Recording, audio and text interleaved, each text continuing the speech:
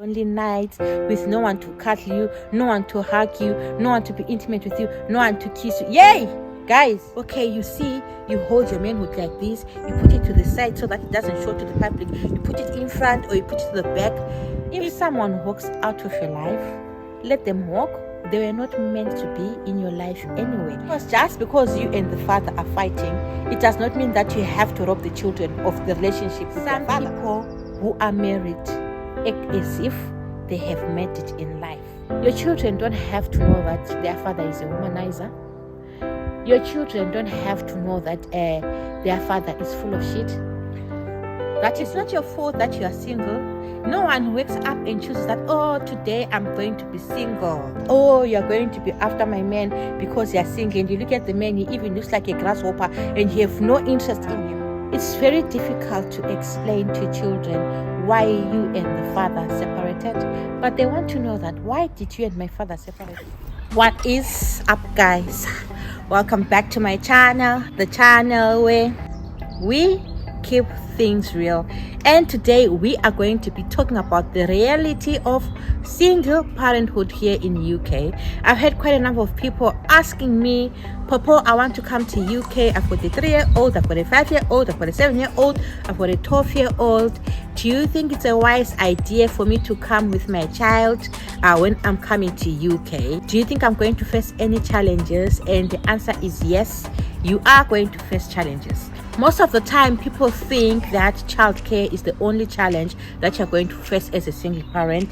Yet, there are plenty other challenges which you are likely going to face when you come here to UK. And I am speaking from experience because I am a single mother of 2 children and I've walked this road and I know what I'm talking about. So I'm going to be sharing this with you in today's video. If you are new to my channel, my name is Pauline Popo Moyo, and in this channel I don't sugarcoat anything. I say things as they are. I call a spade a spade. In this channel I share things like relocating to UK, life in the UK and things like that. And if that's something that you are interested in, smash that like button and don't forget to subscribe. For the returning subscribers, thank you so much, guys, for your love and support.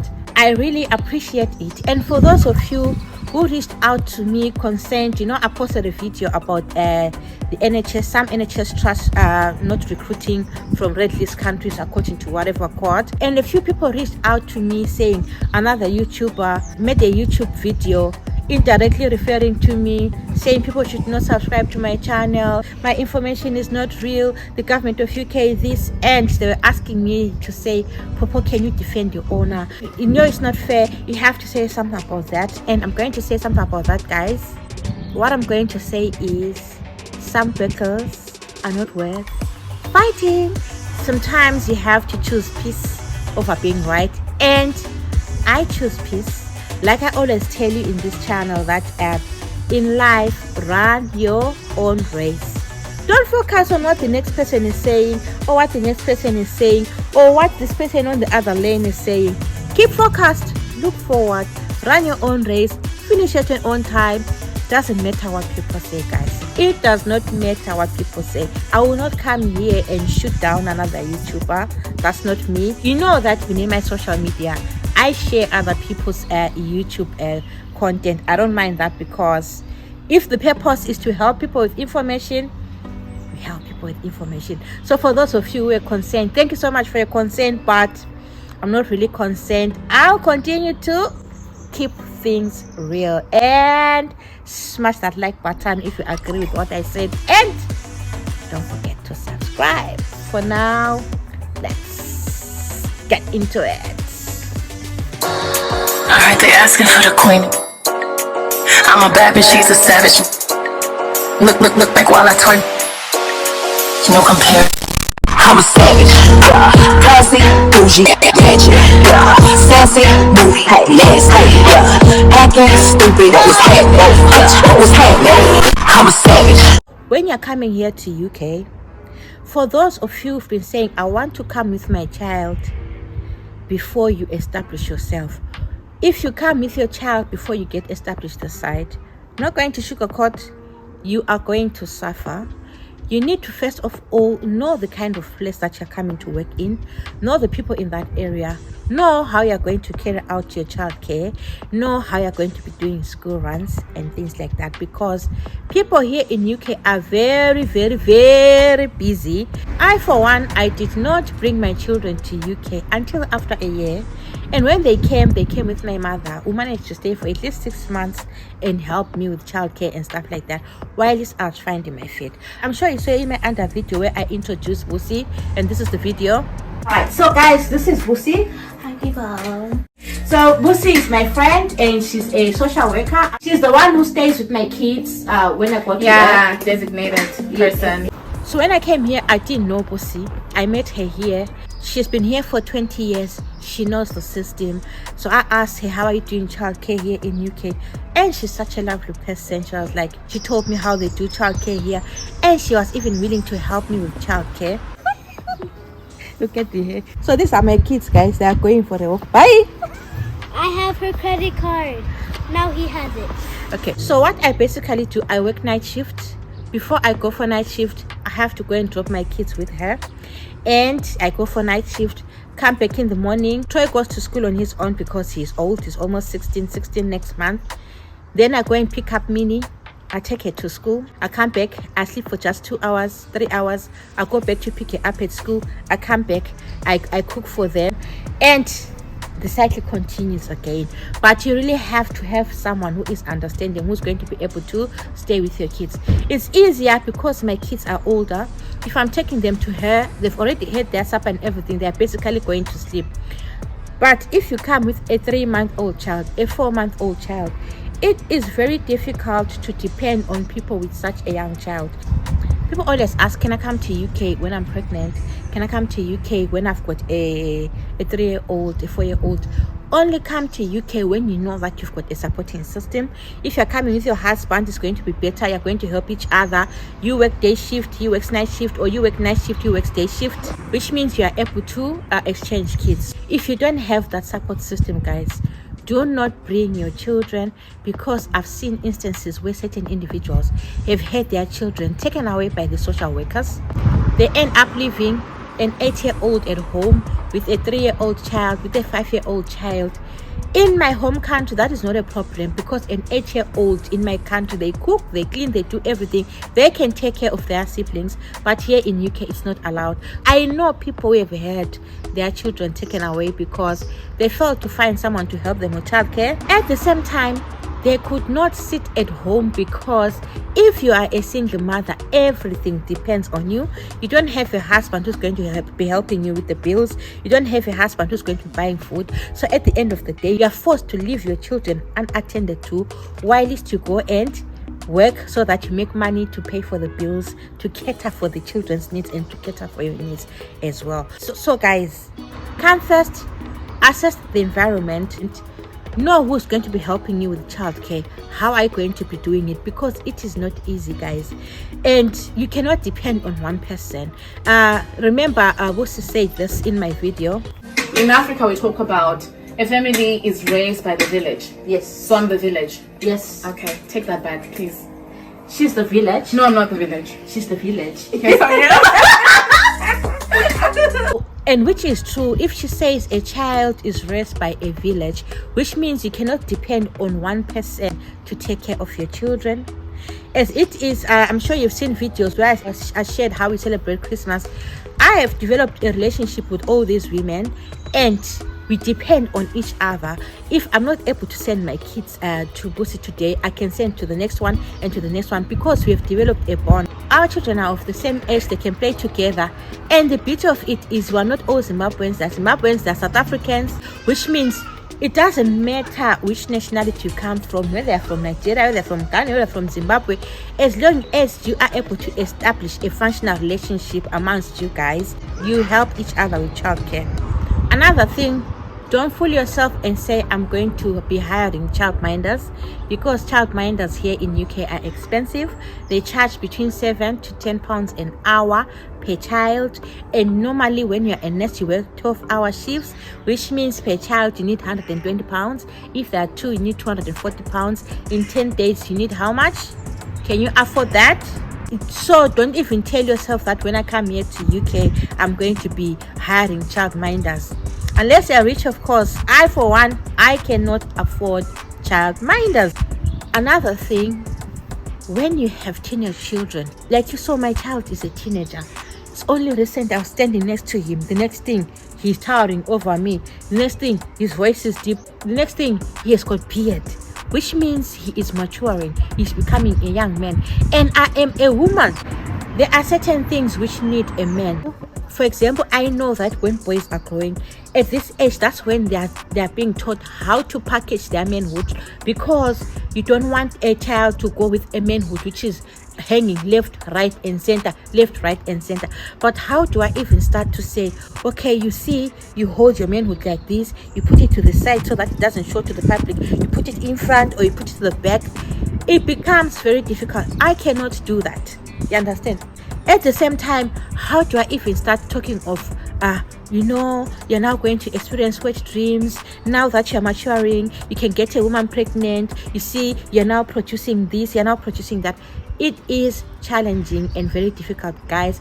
And as I speak right now, I have not discussed that topic with him. And if I was back home, my father was going to discuss that topic with him. If I had a husband, my husband was going to discuss that topic with him, because they are male. You can pull him to the toilet and say, my son, you don't have to go dangling your things, showing off that you are endowed. It is embarrassing. In our culture, it is embarrassing. This is what you are supposed to do. I can't do that. I don't have a manhood which I'm going to use for demonstration, and I cannot ask him to return demonstrate to me like what they do in our culture. You understand, guys? So that is another challenge that you are going to face. You will not know how to deal with your children when they are now teenagers. Another thing, when they become teenagers, or when you have children here, it is very difficult to discipline them. Children start telling you of their rights. And here in UK, you cannot beat a child up. Yet our culture says, spare a rod and spoil the child. We're raised by being beaten, but that does not happen here in UK. Sometimes if you have a voice of a man in the house, it makes things better, because some children, they tend to listen to their fathers better than they listen to their mothers. Most of the time, we've got so much respect for our fathers. Not that we disrespect our mothers, but the voice of a man has got this impact. You understand? So you're also going to face those challenges of disciplining children. How am I going to discipline this child who is now taller than me and is looking down on me and has got beard and he's got a hoarse voice? You understand, guys? So that is a challenge, because you've got no one. You have no one to help you. And if you are a single mother, you have to work twice as much, because you are working for yourself, you're also working for your husband, which means you are going to be spending more days at work. And when you are spending more days at work, you are missing so much in your children's life. Just like I was saying right now, the next thing, this boy is towering over me, and I did not see that coming. You understand? You don't have time for yourself. You go to work 4 days a week, 5 days a week, 6 days a week, so that you make ends meet, because things are expensive here in UK. And when you go to work 4 or 5 days a week, which means you don't have time for yourself, which means you also don't have time to bond with your children. And when you're off on your off day, you don't have time to rest, because you have to do the laundry for the whole week. You have to do the cleaning, you have to do the washing, the ironing. All the household duties will be waiting for you on your off day. So as a single mother, guys, you basically don't have time for yourself. If you're not careful, you're going to suffer from burnout. If you're not careful, you work too much, you're going to collapse and end up dying and leaving your children as well. So you have to make it a point that even if the time is limited, you do make some special days for yourself. What I love about my friend Lucy, she always says, Pauline, you work so hard.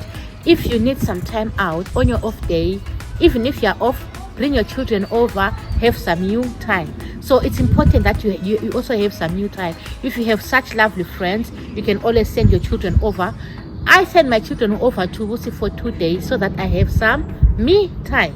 Then another challenge that you are going to face, when your children start going to school and they start seeing other children coming with their fathers, being picked up by their fathers, being lovey-dovey with their fathers, then they will come and ask you, why did you and my father divorce?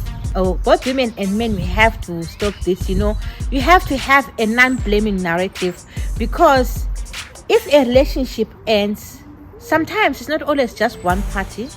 It's not your fault that you are single. No one wakes up and chooses that, oh, today I'm going to be single. Today I'm dreaming of being single and I'm going to be single. You'd have tried to make things work and things did not work. Or you'd have had your husband and you thought that he was a loving husband, and then that husband cheats on you and the relationship has to end. But one thing that we need to desist from, guys, is the blaming game. Because I've seen parents, it's very difficult to explain to children why you and the father separated, but they want to know that, why did you and my father separate? Then there are some women who say, oh, your father dilema, or your father is full of and the thing is, what you have to know is that even if it's your partner who cheated and you broke up, even if things didn't work out because of your partner, or if your partner is to blame, anyway, most of the time it's for both parties have to be blamed. It's not always one person. Most of the time both parties have to be blamed. Your children don't have to know that. Your children don't have to know that their father cheated. Your children don't have to know that their father is a womanizer. Your children don't have to know that their father is full of shit. That is your business. You understand? So I know it's difficult to explain to children why you broke up, but do not play the blame game with children. You explain in simpler terms that it's unfortunate that me and your father loved each other so much, even if you're lying. Me and your father, we loved each other so much, but we're not agreeing on a lot of things, and we're no longer happy with each other, so that's why we had to leave each other. But that does not mean that your father doesn't love you. Your father loves you so much. So that is what your children need to hear. Even if you know that the father is a pain in the wrong place, he is a pain to you, but he is not a pain to his child. Try and establish a relationship between your child and their father, or between your children and their father. Because just because you and the father are fighting, it does not mean that you have to rob the children of the relationship with their father. You have to try and make sure that your children they establish a relationship with their father, because I've seen that most women say, oh, he's not supporting the children, so he doesn't deserve to be in their lives. It doesn't matter whether he is supporting or not supporting. It doesn't matter whether he's a jerk or not. He still remains the father of your children, and that is not going to change. Sometimes the children, they get tormented at school by other children that, oh, you don't have a father, what, but you discover that sometimes, even if a child has that phone call, whether it's a first time, whether it's a video call with the father, their mood for the whole day changes. They're excited. It's you and the men who are fighting, but it's not the men and the child who are fighting. So do not rob your children of the relationship with their fathers. That is if their fathers are also willing to communicate with them. I know sometimes you have that bitterness. He cheated on me. I know sometimes you have that bitterness. He married me a virgin. I never had any other man. I tried to be upright and everything. People, if someone walks out of your life, let them walk. They were not meant to be in your life anyway. But do not let that affect the relationship that they have with their children. Let them walk. They don't deserve you. You get someone who deserves you. You understand? So there's no need to hold on to that bitterness to say, oh, this man left me. He's not going to have a relationship with his children. No. And then another challenge that you face as a single mother, the stereotype that if you are a single mother, you are after other people's husbands. Oh, you're going to be after my man because you're single, and you look at the man, he even looks like a grasshopper and you have no interest in him. You see, I hate that stereotype, but this is what you're going to face. I've seen situations whereby you go to a function, and when you're in a function, single mothers sit on this side and the married women sit on that side. It's like we've got nothing in common, because whether you want to believe it or not, some people who are married act as if they have made it in life. You understand? And they want to make you feel less because you're not married. Guys, even if you are single, even if you are not married, even if you are divorced, it does not make you less of a woman. After all, it makes you a stronger woman because you have to pull up the pants and be a man in the house as well, because you're covering both your duties and your husband's duties. You face situations like that. I remember when we went to a function, then someone started saying, us, we're married women, we're not here to sell our bodies, maybe you single. What the fuck? I was like, WTF. You meet those kind of challenges that just because you're single, then you are coming to a function so that you sell your body and you attract men, which is bad. Of which, one last thing, if you are single in this cold weather in the UK, when you are a single parent, you don't have someone to share half your problems with. You know, we live in a cruel world here. You go to work, there are people who are bullying you, there are people who are harassing you. You're a single mother, you go back home there, you don't have your other half to say, this is the situation at work. They comfort you and they strengthen you. You go there, they are just your children. And as a single mother, you can't afford to cry in front of your children because you are their backbone, you are their supporting system. If you are now crying as a mother and they've got no father to run to, you are traumatizing them. So as a single mother, you learn to cry on your way to work. You learn to cry yourself to sleep because you have to be strong. You understand? You have to be strong for yourself. You have to be strong for your children. You can't afford to have your children see you crying. Another thing, if you're a single mother here in UK, the challenge that you're going to face is no jiggy for you. You cannot be intimate with anyone, yet intimacy is a need. UK is very cold and you have cold, lonely nights with no one to cuddle you, no one to hug you, no one to be intimate with you, no one to kiss you. Yay! Guys, I can go on and go on and go on because the challenges are endless. But the thing is, you keep on keeping on. You pull up your pants, you become that man in the house, you become that woman in the house. Keep on keeping on. You keep on doing your level best. Keep on working hard for your children. You keep on doing the best for your children. And you hold your head up high there and say, even if I'm a single mother, I am going to make it in life. Even if I'm a single mother, doesn't mean that I'm going to be single for the rest of my life. You understand, guys? So these are some of the challenges that you're going to face in UK, and you need to prepare yourself for those challenges. And thank you so much for watching, guys. Thank you so much for coming back to my channel. Much love from me to you, and we'll keep on keeping it real. And see you in my next video. I will see you in my next video.